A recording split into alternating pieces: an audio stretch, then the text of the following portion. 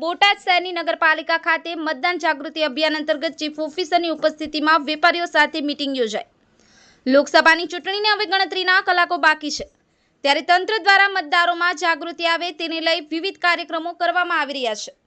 ત્યારે આજરોજ બોટાદ નગરપાલિકા ખાતે ચીફ ઓફિસર દ્વારા મતદાન જાગૃતિ અભિયાન અંતર્ગત વેપારીઓ સાથે મીટિંગનું આયોજન કરાયું, જેમાં મોટી સંખ્યામાં બોટાદ શહેરના તમામ વેપારીઓ હાજર રહ્યા હતા। તેમજ નગરપાલિકાના ચીફ ઓફિસર દ્વારા વેપારીઓને મતદાન જાગૃતિને લઈ માર્ગદર્શન આપવામાં આવ્યું હતું। પારસ ગાંધી, ન્યૂઝ 9 ગુજરાતી, બોટાદ। મતદાન જાગૃતિને લઈ સાહેબ આજે નગરપાલિકામાં બેઠક યોજાઈ, શું કહેશો?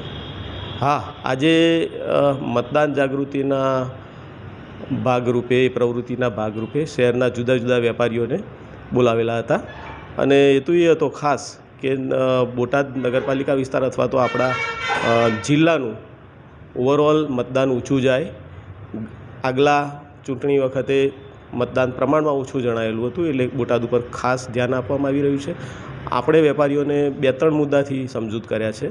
મતદાન તો કરાવે, પ્લસ જે લોકો મતદાન કરે અને મતદાન કર્યાની નિશાની આંગળી પર બતાવે તો એને 5%, 10%, 20% વેપારીઓ અલગ અલગ રીતે જાહેર કર્યું છે એ રીતે વળતર આપે।